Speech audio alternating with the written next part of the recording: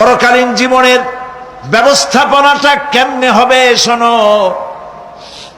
ইন্নাস সামআ ওয়াল বাসারা ওয়াল ফুআদা কুল্লু উলাইকা কানা আনহু মাসউলা। কিয়ামতের দিন প্রত্যেকটি মানুষকে তার শ্রবণ সম্পর্কে,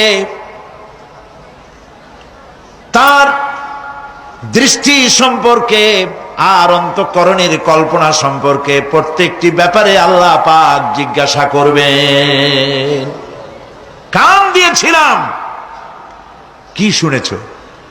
যা শুনছো তা আমল করেছো কিনা? আমার নিষেধ করা জিনিসগুলি শুনছো নাকি? কানের জবাব দিতে হবে।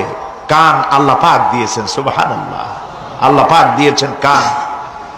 এই কান দুটো যার নাই, কান আছে শুনতে পায় না, কত বড় কষ্টে আছে সে। মানুষের চিল্লায় কথা কয়, সে বুঝেই না। আছে না এমন? এই কানের সম্পর্কে প্রশ্ন করা হবে, শ্রবণ সম্পর্কে, দর্শন সম্পর্কে প্রশ্ন করা হবে। যা দেখতে নিষেধ করেছি সেগুলো দেখছো নাকি? এর শুকরিয়া আদায় করেছো নাকি? দুটি চোখ, এর শুকর আদায় করা কি সম্ভব ভাই?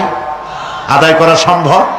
এই দুটি চোখ যদি না থাকতো, আমার গর্ভধারিণী মাকে দেখতে পারতাম না। এই সুন্দর চোখ দুটি যদি আল্লাহ না দিতেন, আল্লাহর এই সুন্দর সৃষ্টি দেখা থেকে বঞ্চিত হয়ে যেতাম। আল্লাহকে বলি, মনির, হে বিশাল আকাশের মালিক, তুমি দয়া করে না চাইতে আমাদের শরীরে যা দিছো নিয়ামত, মৃত্যুর আগে ছিনায় নিও না। দুটি চোখের শকর আদায় করতে পারবো না। চোখের মধ্যে পানি আছে, কান্নার পানি না, সব সময় চোখে পানি আছে। চোখে আমরা পলক দেই না?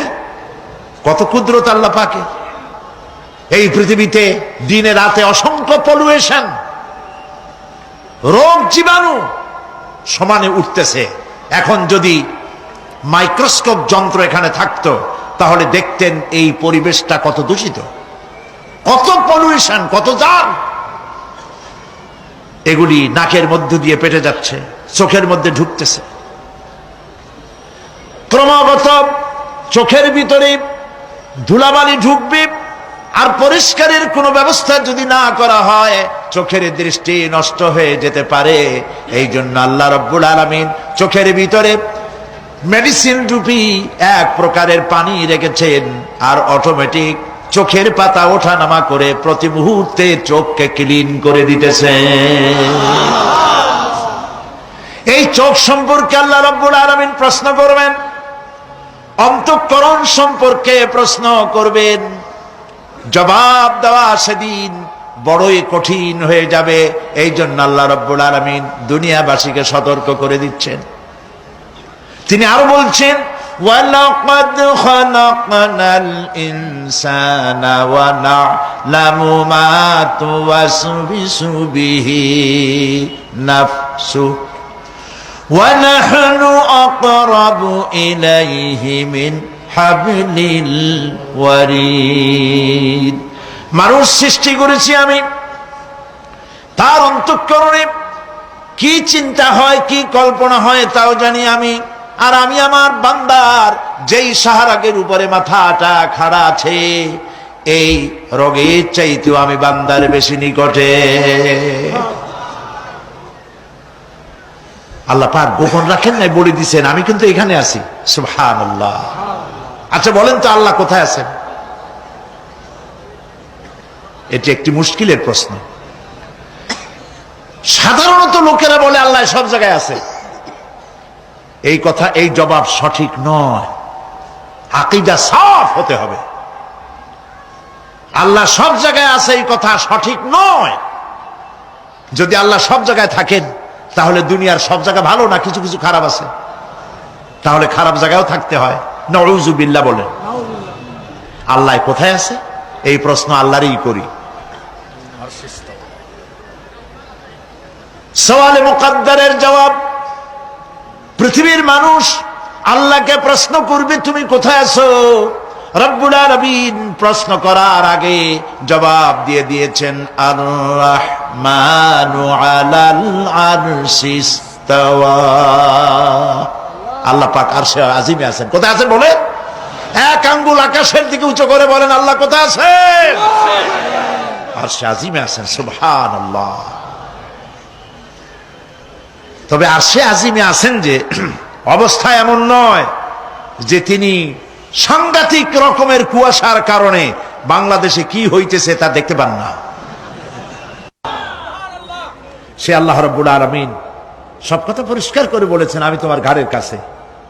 তার মানে আল্লাহর ইলম, তার নজর, তার সামা এবং তার বসর, তার দেখা, তার শোনা, তার ইলম সবটা আমাকে ঘিরে আছে, আমি তার বাইরে নাই।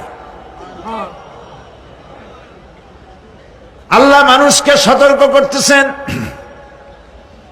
মা ইয়ালফিযু মিন কাওলিন ইল্লা লাদাইহি রাকীবুন আতীদ। মানুষ এমন কোন কথা বলে না যা আমার ফেরেশতারা রেকর্ড করে না রাখে। যা করো তাও লেখা হয়, যা বলো তাও লেখা হয়ে যায়। দুনিয়ায় গোয়েন্দা বিভাগ আছে, আমার দেশে গোয়েন্দা বিভাগ আছে না? কি নাম কত দুই একটা আন্দাজে কইলো আছে। CID, DIB, DFI, army intelligence, কত রকম গোয়েন্দা আছে, কত বাহিনী আছে, আপনি টের পাবেন না। পাগড়ি একটা বান্ধি আপনার সামনে বসা, আপনি বুঝবেন না যে আপনার আমলনামা রেকর্ড করতেছে ওখানে বসে। আপনি তো মনে করেছেন দরবেশ সাহেব 6 সেল্লা দিয়ে আসছে, কিন্তু তিনি গভর্নমেন্ট অফিসার, আপনার সর্বনাশ করতেছে, আপনি টের পাচ্ছেন না। এই যে যদি মানুষের রাষ্ট্র ঠিক রাখার জন্য দুনিয়ার সরকারের দরকার হয়, তাহলে আল্লাহ পাকের এই বিশাল সাম্রাজ্য রক্ষা করার জন্য আল্লাহর গোয়েন্দা বিভাগ নাই? আল্লাহ রাব্বুল আলামিন তার গোয়েন্দা বিভাগ কাজ করতেছি, আমরা বিশ্বাস করি না, আমরা বুঝতে পারি না, যার জন্য অন্যায়ের মধ্যে লিপ্ত হয়ে যাই। একবার আমি লন্ডন থেকে, লন্ডন শহরে রাত্রে যাচ্ছি।